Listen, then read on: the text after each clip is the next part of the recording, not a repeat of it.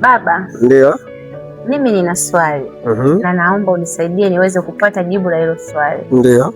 Swali langu ni kwamba fedha imekuwa ni chanzo cha migogoro ndani ya familia. Ndio.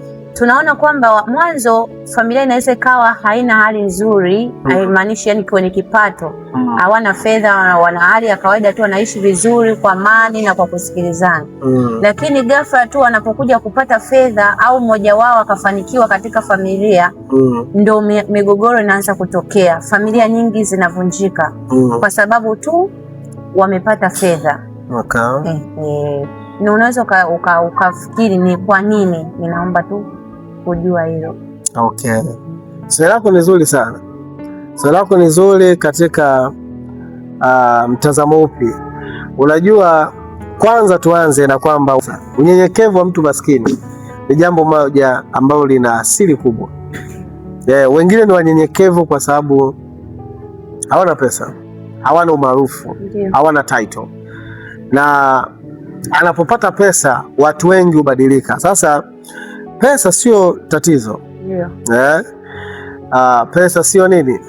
Sio tatizo. Tatizo ni mtu mwenyewe, ila pesa inakuja kufungua uhalisia wa mtu mwenyewe. Na hii nitaijibu katika mtazamo upi? Ukisoma maandiko kitabu cha Timotheo, maandiko yanasema ya kwamba kupenda fedha ni nini? Ni mzizi, ni shina la kila mabaya. Umenielewa? Loving of money is a root of all evils. That is number one. Lakini mhubiri anasema ya kwamba pesa ni jawabu la kila kitu. So tukija kwenye mtazamo wa fedha, fedha sio mbaya. Hello? Fedha sio mbaya. Fedha inakuja kuwa mbaya ni wakati ambao imeshikwa na mtu mbaya. Kwa mfano, wanawake wengi wanaingia kwenye mahusiano kwa sababu ya shida. Not that point.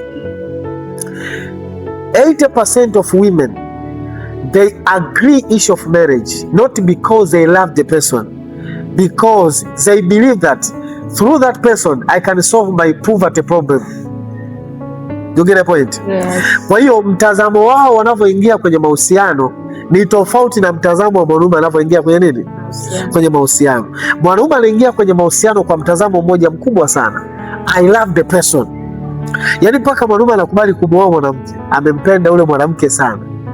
Ila mwanamke mpaka anakubali kuolewa, amejiridhisha kwa mambo mengi. He can take care of me. Anaweza akajali familia yangu, anaweza akanivulisha, anaweza akanivalisha. Ni mambo ambayo lazima atayaangalia. Ndio maana ukienda hata kuoa kwenye familia za Kiafrika utaulizwa una kazi gani. Umeelewa? Kwa nini wanakuuliza una kazi gani? Wanataka kuamini ya kwamba unaweza kumlisha mke wako. Sasa kwenye swali, mwanamke anapotafuta pesa, tayari ukumbuke yeye motive iliyomuingiza kwenye ndoa haikuwa nini? Haikuwa mapenzi. Ilikuwa ni changamoto kusolve family poverty through that person. Na bahati mbaya kwamba hauwezi ukawa tajiri kwa kudeti mtu tajiri. Unaelewa? Umaskini ni umaskini, tunaupo kwenye maisha yako mpaka umeweza kutengeneza flow in your vessels. Out of that, hata kama upo na tajiri, wewe bado ni maskini, kwa sababu pesa ulionayo hauna freedom nayo, kwa sababu inaratibiwa na mtu mwingine. Umeelewa? Sasa mwanamke anapotafuta pesa, ukumbuke ameingia kwenye mahusiano akiwa na motive ya kusolve issue fulani. Na ndio maana sasa hizi nikwambie kitu mwanangu, kupata mahusiano sahihi ni ngumu sana kwenye dunia.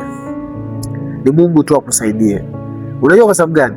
Mwanamke anapokubali kuwa na wewe, anaangalia kitu gani atanufaika na wewe. Sio upendo tena. Yaani zamani ilikuwa ni kwamba nakupenda unanipenda pia, tunaoana. Sasa hizi I'm looking, what can I benefit from this man? Akikosa cha kunufaika na wewe, hawezi kuwa na wewe. Ila akiona kwamba kuna kitu atakachonufaika na wewe, anakukubalia for that target. Sasa mkisha kaa kwenye familia, mwanaume amejipata vizuri, anamwezesha mke wake. Kwa hiyo mke wake anaanza kutimiza zile ndoto zake. Tayari umuhimu wako wewe unafanyaje? Unakufa.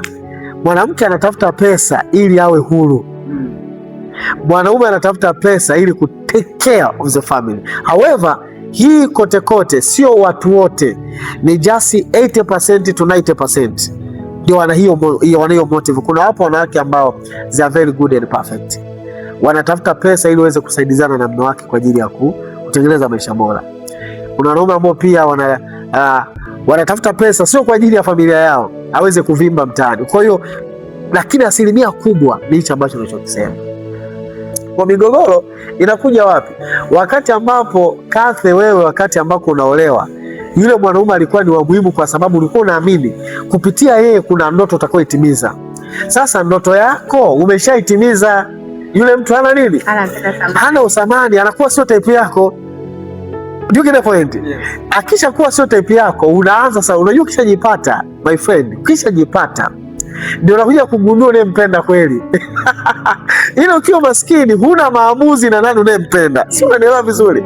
Na ndio maana afadhali unapofika hatua ya kuoa ama kuolewa, kuna hatua lazima umeshazitengeneza mwenyewe. Utaujua moyo wako kweli ya kwamba ninayempenda ni mtu sahihi ama sio sahihi. Watu wengi wameingia kwenye huo mtego. Nakwambia ukweli, tutoe mfano. Ukampenda mwanangu Ezekiel hapa. Umeelewa? Ezekiel umeenda naye, wewe ndo dada, ndo lichigele sasa, ndo mdada ambaye ndo una hela. Ezekiel kaenda akajipata kawa vizuri. Ezekiel anakuja kugundua kumbe alikuwa akupendi wewe. Alikuwa anapenda pesa zako. Umeelewa? Hapo kama mlifunga ndoa, tuna ndoa pale? Hapana. Maana Ezekiel lazima atamtafuta mtu wa ndoto zake. Ndipo migogoro ilipotokea mingi. Kwa at least watu wakitaka kuoa ama kuolewa, wao wana level fulani hivi. At least wameiona picha ya watu wanapoenda. Ya ndoto zao, sio ya familia, ya ndoto zao. Wasije wakaanza kuziona ndoto zao wakiwa ndani ya ndoa, wanapoteana. One of my friend alioa kabla ya kuanza huduma. Akatafuta mtu wa level ya mtu wa kawaida. Umeelewa vizuri? Yaani akatafuta mtu ambaye sio mtumishi, sio nini. Yaani mtu tu, yani alimpata, akasema tutaenda tu, maisha yataenda, si ndivyo? Wakaanza kwenda. Baada ya huduma kuanza, akagundua anahitaji mtu mwenye vitu vingi zaidi ya kile ambacho alikiona mwanzo. Kwa kipindi kile sio kwamba alikuwa sio mtu sahihi, alikuwa mtu sahihi. Ila kwa muda ambao sasa huduma imeshaanza, inahitaji msaidizi atakayeweza kusimama na kupaka, akagundua kumbe kwa mke wangu kuna vitu vinafanyaje? Vinapungua. Sasa kuna bahati mbaya, wakati ambako vinaonekana vinapungua, maana yake kuna mtu umemlinganisha naye. Kuna mtu amemuona labda kanisani anaimba vizuri, anahubiri vizuri, anatabiri vizuri kuliko mke wake. Tayari akisha mlinganisha anagundua, kwa mimi mke wangu kuna vitu ambavyo haipo navyo. Tayari uwe na uhakika kuna changamoto inaenda kutokea na msuguano kwenye familia. Kwa ni vema at least wewe mbele mwenye maono usianze safari ya mahusiano kabla ya kujua wapi unapoenda. Unaelewa vizuri? Usilianzishe mahusiano yoyote, ukianzisha basi yaanzishe ukiwa na picha wapi unapoenda. Sio eti uje usikie Mungu ameniita. Umeshaoa, umeshaolewa, ndio unakuja kugundua Mungu anakuita, anahitaji ulipe gharama ya kulala madhabahuni na nini, na wewe ni mke wa mtu. Hauna ndoa hapo. Paka ukapate uwezo wa kubalance maono na familia, ushapoteza familia. So my advice, at least basi maono yatakiwa kuwa, unajua unaweza ukawa hauna kitu kikubwa kinachoonekana, lakini at least una picha ya maono yako. Yeah. Hata mnapoanza mahusiano una share ya kwamba unajua mimi ninaenda sehemu fulani. I remember mimi nikiwa shule, wengine wanao wakisikiliza hapo watakumbuka. Mimi nilikuwa naambia mimi naenda kuwa mchungaji.